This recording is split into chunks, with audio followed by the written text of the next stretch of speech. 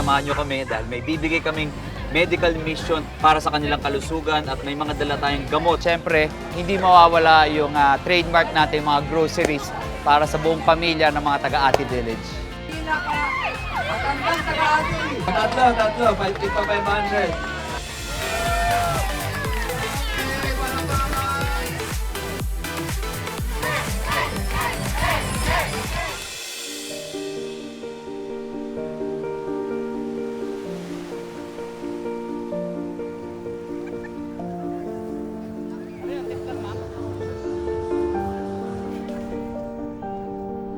Nandito po tayo sa napakagandang isla ng Boracay.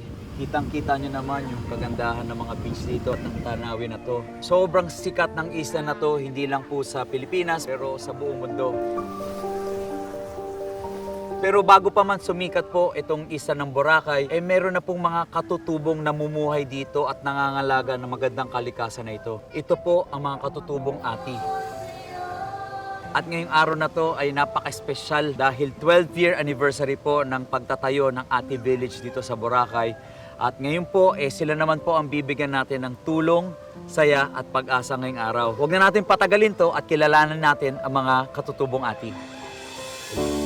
Ako si SB, Sam Versosa. Lumaki sa hirap, nag-aral at nagsumikap. Kaya ngayon, nais kong ibalik ang oportunidad at pag-asa sa mga taong nangangailangan at nangangarap magbago ang buhay.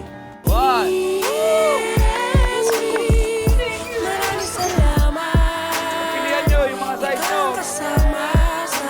Bibigay pa kami sa'yo na. Ako si SB, Sam Versosa.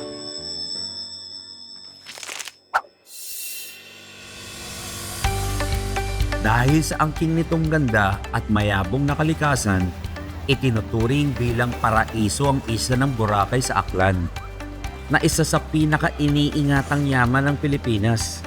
Noong nakaraang taon, umabot sa mahigit 2 milyong turista ang bumisita sa isla dulot ng karikitang taglay nito, bagay na siyang nagbibigay buhay sa napakaraming Pilipino. Pero sa likod ng pag-asensong ito, ay isang nakakalungkot na realidad.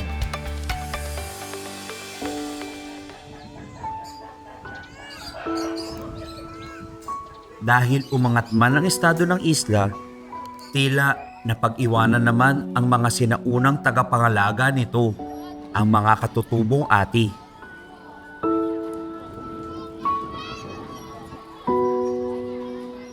Sister, kamusta po kayo? Kamusta Good. po? Ayos lang po, sa awa ng Diyos. Isa si Sister LV sa mga mabubuting pusong nangangalaga at tumutulong sa mga katutubong Ati dito sa Ati Village sa Boracay. Gano'n na po ba kayo katagal dito sa Ati Village? Magpa 5 years na. Taga dito ba kayo sa Aklan? Hindi po, ako'y taga Cebu. Taga Cebu. Isang misyonera. Kamusta ang kalagayan ng komunidad dito sa Ati, sister? Sa ngayon ay ang daming pagsubok. Pero kahit pa man, mayroon pa ng pag-asa. Opo. At nanalangin kami na naway talagang pagbigyan kami ng Diyos. At kami ay naniniwala na hindi natutulog ang Diyos. Panig ang Diyos sa mga mahihirap. Opo.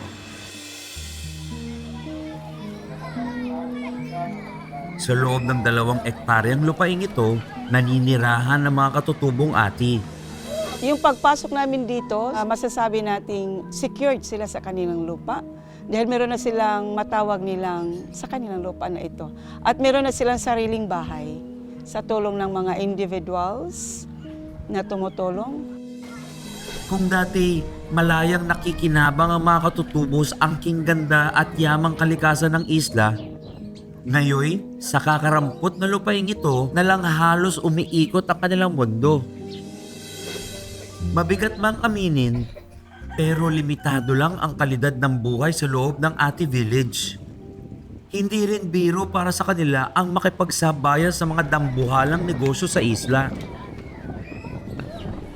Kaya naman, para sa mga pinuno ng tribo, ang edukasyon ng mga kabataang Ati ang nakikita nilang susi para kahit papano'y makaahon sila sa kahirapan. Ano naman kami, yes naman kami ng mga ate kahit na wala kaming resort. Okay lang naman sa amin ma'am dahil Pangarap din namin nga mula pa sa noon nga mapakag-aral ang mga bata namin. Layunin namin dito ay nawa walang maiiwan, lahat ay mag-aaral. Kahit yung college, ginasuportahan natin.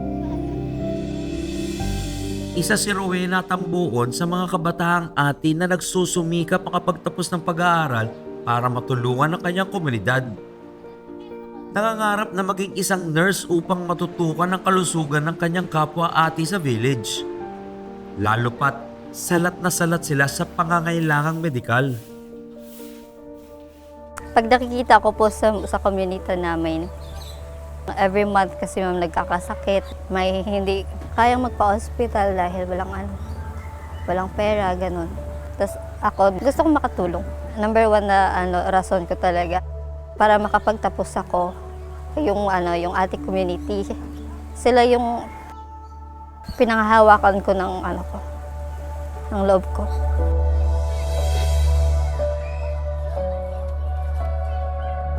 Meron namang health center. Pero sa ngayon lang kasi malayo. Kung magkasakit kasi sila, ang bahay nila maliit lang. Doon, stay mo na doon habang hindi pa gumaling yung kanyang lagnat.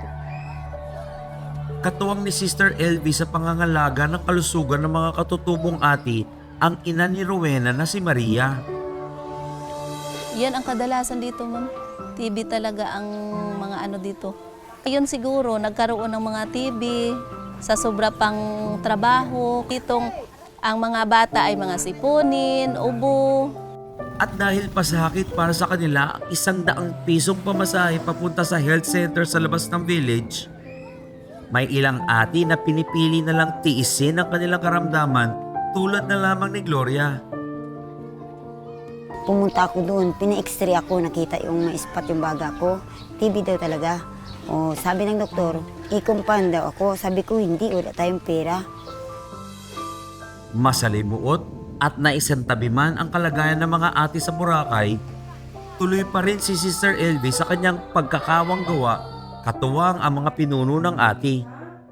Ang isa kong pangarap dito sa komunidad ay talagang maasinso na ang buhay nila. Maging marunong na silang self-empowered at saka educated.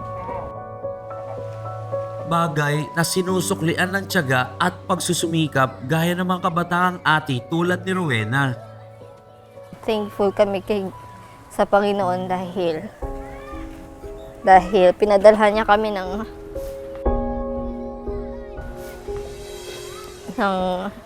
tulad niya na nagmamalasakit, nagmamahal sa amin.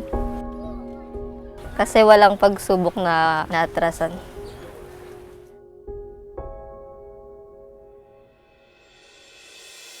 Tara, samahan nyo kami dahil may bibigay kaming medical mission para sa kanilang kalusugan at may mga dala tayong gamot at mga inhandang goods para sa kanila dito sa ating village. Tara po!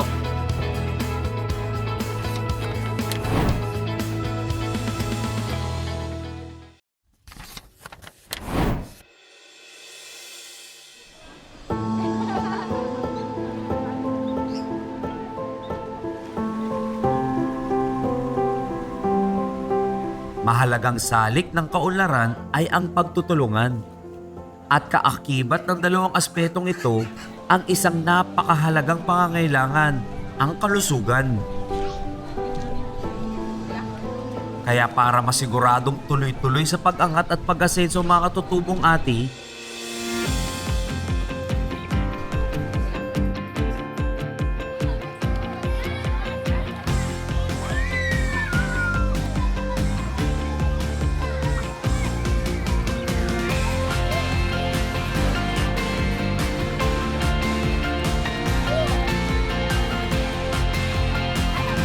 isang espesyal na misyon ang inihanda ng Dear SVT. Dahil ang pangangailangang medikal na matagal na nilang inaasam ng mga katutubong ati, amin nang dinala mismo sa kanilang munting komunidad. Narinig po natin ang ilan sa mga kwento ng ating mga kababayang ati at narinig din natin ang kanilang mga pangarap para sa kanilang komunidad. Ngayong araw po, kasama natin ang mga magagandang kandidata ng Miss Universe Organization Philippines at kasama natin sila ngayong araw para magbigay po tayo ng konting tulong, saya at pag-asa sa mga kababayan nating naninirahan dito sa Ati Village. Tara, samahan nyo kami dahil may bibigay kaming medical mission para sa kanilang kalusugan at may mga dala tayong gamot at mga inhandang goods para sa kanila dito sa Ati Village. Tara po. Papasok pa lang kami sa village pero kaagad na naming naramdaman ng mainit na pagtanggap sa amin ng mga kabataang Ati. Nakakataba ng puso makita ang saya at ngiti sa mukha ng mga bata. Katuwang ang mga kandidata ng Miss Universe Philippines, Aqua Boracay at ang magigiting na Barangay Health Center volunteers at volunteer nurses and doctors ng Aklan. Sama-sama naming ipinabot sa mga katutubong Ati ang ayudang medikal na layong pagbutihin ang kanilang kalusugan. Ito yung hinihiling nila sa amin dito sa Ati Village, tulong medikal, hygiene kit, pinaka-importante daw na kailangan nila. At syempre, hindi mawawala yung trademark natin, mga groceries para sa buong pamilya ng mga taga-Ati Village. Bakas din sa mukha ng mga kandidata na Miss Universe Philippines ang walang mapagsidlang kasiyahan. Dahil sa pagkakataong makahalubilo ang mga katutubong Ati na madalas ay naisasantabi sa isla ng Boracay. Honestly, it's really heartwarming. We've spent a few days here now in Boracay, and everyone knows that tonight is really important. So this was a really nice time to sort of get away from the hustle and bustle of our preparations and really give back to the people here in Happy Village. Well, I feel really happy na I'm here. And going in, one of the kids already called my name right away. Siyempre nagbulat ako and they recognized me and everyone here. Someone recognized me. It kind of made me feel healed as a child. Kasi parang when I was a child, I often get bullied for my complexion too. So coming in here and seeing the smiles in their faces and the joy in their heart, it makes me feel very welcome. And at the same time, these are the same people I'm representing. So I'm just really, really happy na I'm here and I'm making them smiles and they're making me smile.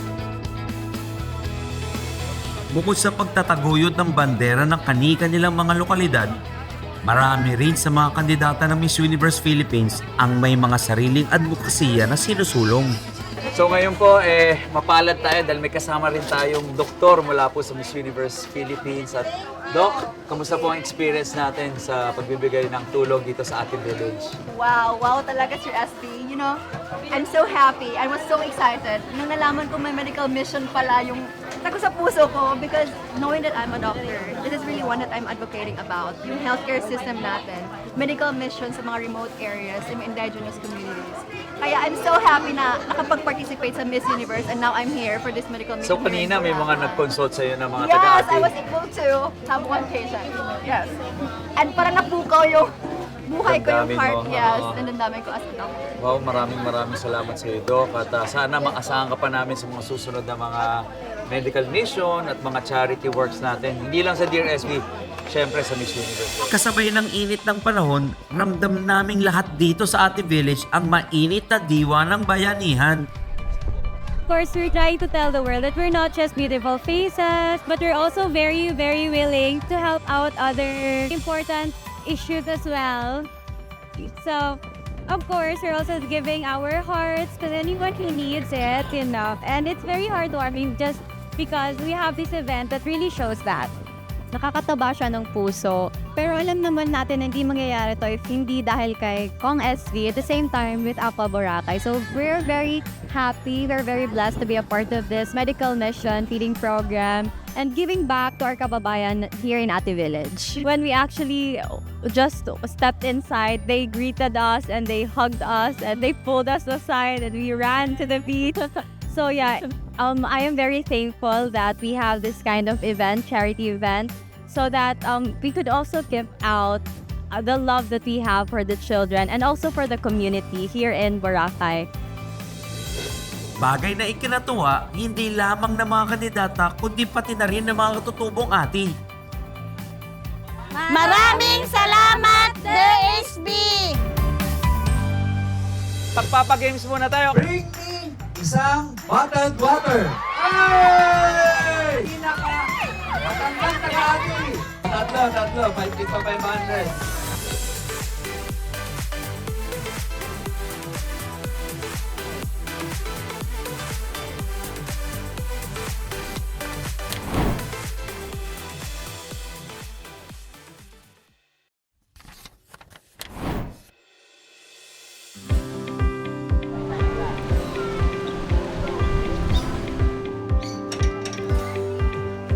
Hindi lang sa medical mission nagtatapos ang layunin namin ngayong araw dito sa Ate Village. Dahil may isang espesyal na programa rin kaming inihanda para mas lalo pang itodo ang kasiyahan ng mga katutubong ate sa Boracay. Basta, Ate Village! Masaya ba kayo dito? Excited ba kayo? Magpa-participate kayo? Siyempre, hindi lang Miss Universe ang kasama natin. Kasama natin si Kuya Carlo ng Aqua Boracay. Palakpakan! At kasama rin ng Miss Universe Philippines. Magbibigay tayo ng mga regalo at tulong sa buong Ate Village. So, bago natin simulan yan, magpapagames muna tayo. Okay lang ba? Okay. Sino mga gusto sumali? Pag mga sumali at nanalo kayo, meron kayong 500 pesos! Kaya galingan ninyo! At ang unang palaro natin para sa ate community ay ang Bring Me. Unang subo, Kuya Carlo. Bring me isang bottled water. Ready? Ay! Magandang smile ng Miss Universe! Ay! Si Miss Australia! Okay. Teka lang, meron kang 500 pesos. Pero lahat sila magagandang smile. Bring me yung pinaka mabangong Miss Universe! Ay! Ayun, may dalawang nanalo. Kung sino ang may pinakamagandang buhok na Miss Universe. Ay! Tatlo. Okay. Dalhin nyo kay Kuya SB yung pinaka matandang taga-ati. Pinakamatanda. Pinakamatanda.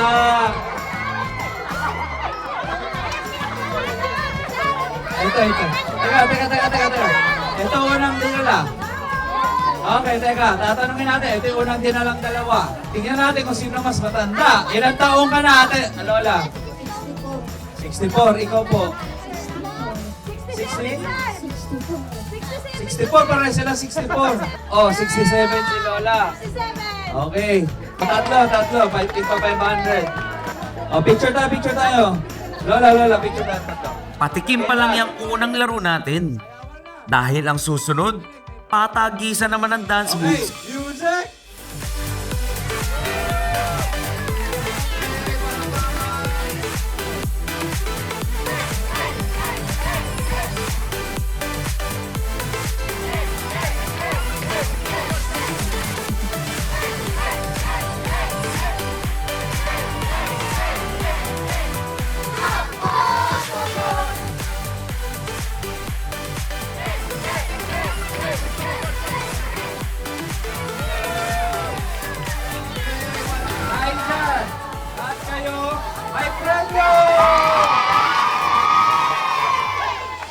At matapos ang masayang programa, oras na para ipaabot sa mga katutubong ati ang ilan sa naipangakong tulong ng programang Dear SB, katuwang ang Aqua Boracay at Miss Universe Philippines. Meron kaming resort negosyo dito sa Boracay. So syempre, we also want to give back to the community. In doing this with a partnership with, supporting SB, bringing Miss Universe here, I think nakakatulong kami with doing that for the community. It's a very humbling na makikita mo na yung nagbibigay ka ng pagkain sa bawat tao, yung ngiti nila, iba yung ngiti nila. Parang, parang I think it's a very simple act, pero iba yung turing nila sa act na yon. Parang they really appreciated it. I think it's such an amazing experience that we are here at Ate Village helping out in this medical mission. I think it's so important to be able to advocate for these indigenous tribes and for these villages and for these people and to be able to help out. And I think it's an amazing experience that Miss Universe is exposing all of us because we live in Metro Manila. We're not out of town most of the time. So to be able to do this is very humbling. It's very amazing, and it's so nice to connect with these people as well and learn from them. I'm really happy to be here and be able to participate in the medical mission here. It's really something that I'm really passionate about. Being part of Miss Universe Philippines is not just about the beauty and walking on stage, but it's really being able to come here and do the charity work and be amongst the people, meet all the children here and really celebrate why we're here. Nakakaantig ng damdaming makitang nagkakaisa, hindi lamang sa diwa ng bayanihan, kundi pati na rin sa selebrasyon ng kasiyahan ang mga kapwa nating ati at kaming mga bisita sa kanilang munting komunidad. Isa itong karanasan na hindi sana namin malimutang lahat.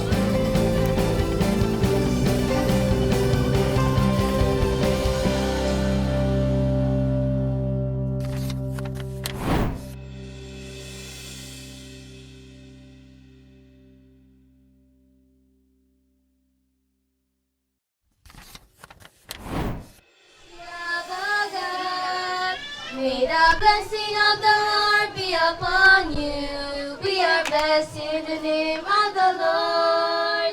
Maliban sa medical mission at groceries, mahalagang parte rin ng aming ibinigay na tulong ang mga hygiene kits na ipinamahagi namin sa mga katutubong ati. Lalo pat ang mabuting kalusugan ay nagsisimula sa malinis na pangangatawan.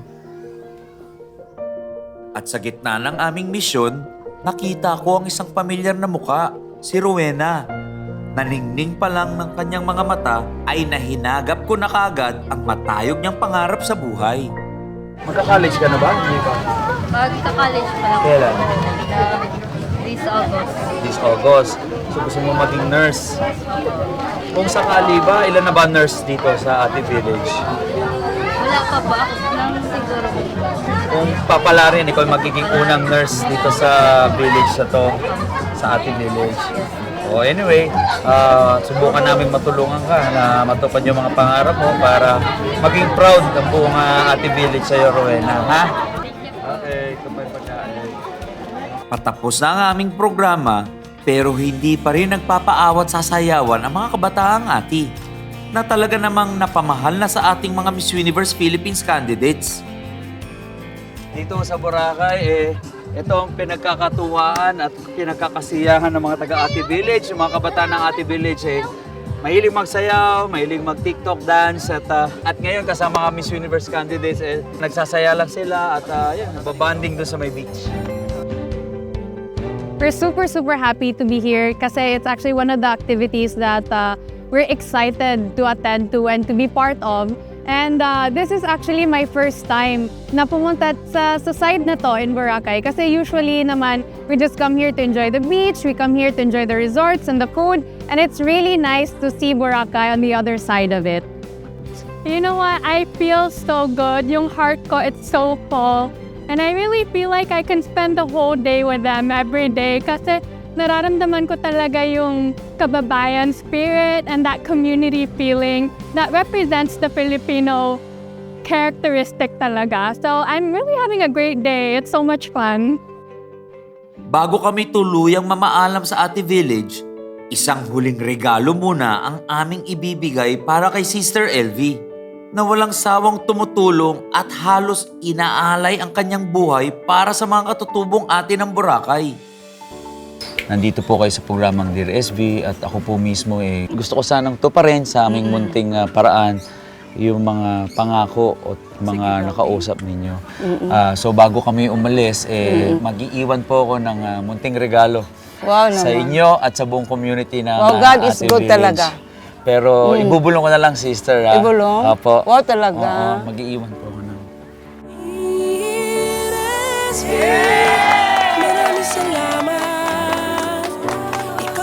Masaya po kami, sister, na maging parte ng pagtatayo ng livelihood program ninyo. At pag natapos siya, nandun po ako para i-ribbon cut at may blessing natin yung buong livelihood program ninyo. Maraming salamat po, Maraming sister. salamat din Thank sa you so inyo. much Sa po. ngalan ng buong Ati community.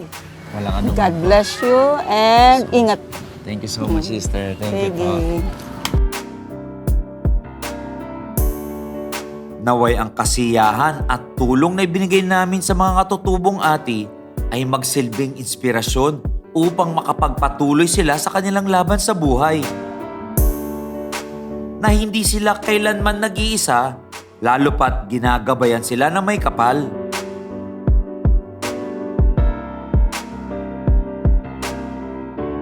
Muli, ako si SB, Sam Versosa, at ito ang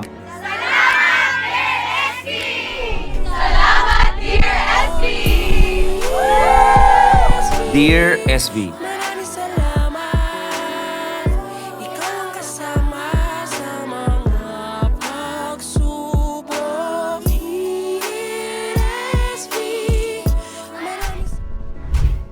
Ngayong araw, makakakilala tayo ng isang magtitirik o kumukuha ng mga sea urchin sa dagat. Turuan mo muna ako anong preparasyon yung ginagawa mo bago tayo lumusong kasi medyo kinakabahan ako eh.